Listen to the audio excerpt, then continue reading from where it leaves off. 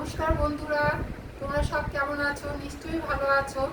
দেখো, আজ পয়লা বৈশাখের আগে ঘর দুয়ার তো সাজাতে হয়, সেই জন্য আমি ঘরগুলোকে বেশ ঝাড়াঝাড়ি করেছি।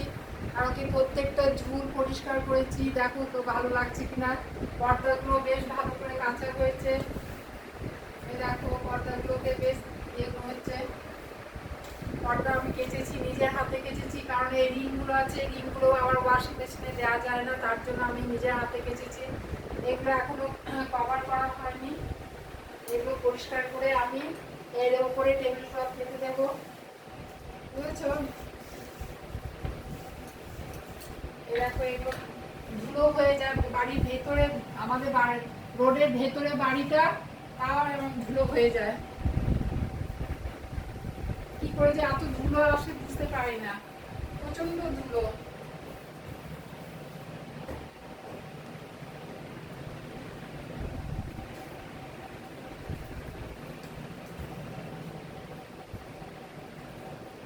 তোমরা নিশ্চয়ই পয়লা বৈশাখের আগে, এই দেখো আমার গাছ, বাড়ির মধ্যে আমি রুমের ভেতরে আমি গাছ রাখি, ভালো লাগছে গাছটা। দেখো, তোমরা নিশ্চয়ই পয়লা বৈশাখের আগে ঘরগুলো পরিষ্কার করো নিশ্চয়ই। দেখো, এগুলো সব ধুলো হয়ে যায়, প্রচন্ড ধুলো আসে। আমি এমনকি সব কিছু এগুলো ঝেড়ে পিলো কভার, বেড কভার এগুলো সব চেঞ্জ করেছি।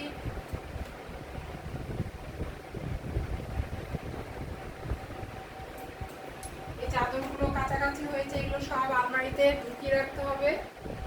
আলমারিতে সব পরিষ্কার করে রাখতে হবে এগুলো। এটা হচ্ছে আমার বেড ঝাড়ার ঝাড়ু।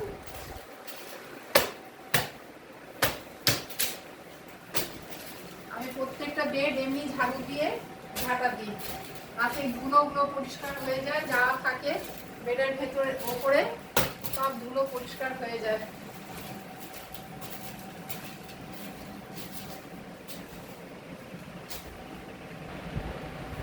আমার ঘর সাজাতে খুব ভালো লাগে, ঘর সাজাতে, তারপরে গাছ লাগাতে। এই দেখো, আমি বইও পড়ি, এই বই পড়ি কিরিটি, মানে গোয়েন্দার বইগুলো পড়তে আমার খুব ভালো লাগে। এটা হচ্ছে নিহারঞ্জন গুপ্তের বই, কিরিটি অমনি ব্যাস, বুঝেছ? এই বইগুলো আমি মাঝে মাঝে পড়ি।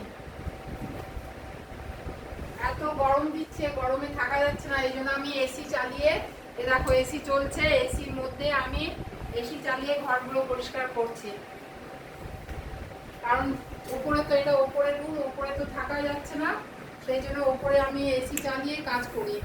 আবার নিচে যখন যাই, নিচটা বেশ ঠান্ডা।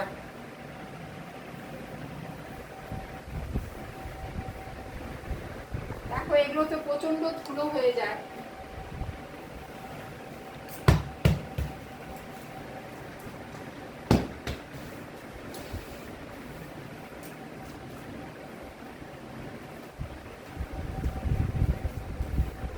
পয়লা বৈশাখের আগে তোমরা কি করো? নিশ্চয় নতুন জামা কাপড় কেনা হয়।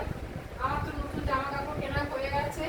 আমার ছোটোর থেকে নতুন জামা কাপড় আমাকে আগে কিনে দিত বাড়িতে, তারপর অন্যদের সবারই হতো। আমার দাদা আমাকে খুব মানে ভালোবাসতো। আগে আমার জন্য পুজোর সময়, এমনকি পয়লা বৈশাখের সময়, সব সময় দাদা আমার জন্য আগে কিনতো, তারপরে সবারই জন্য হতো।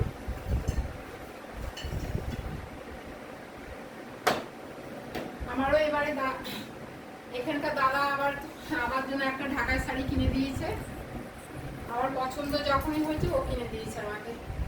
আর ওই আলমারিটা আবার ঝেড়ে আসে, আলমারি তো খুব ধুলো হয়ে গেছে।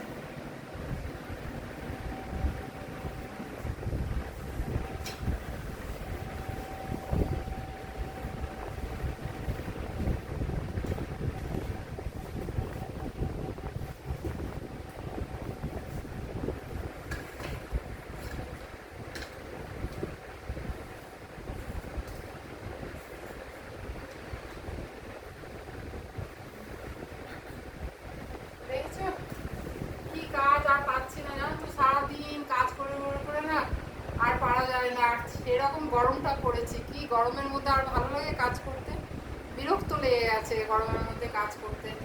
তার মধ্যে আবার রান্না বান্না, এই গরম রান্না করতেই তো পারা যাচ্ছে না, এই গরমের মধ্যে ভেতরে ঢুকতে ইচ্ছে করে না। সেই জন্য এখন সময় হয়েছে, এখন আমি এসি চালিয়ে কাজগুলো করছি। কি করবো, করার কোনো উপায় নেই। নিচে গেলে খুব আরাম, ওপরে একদম থাকা যায় না।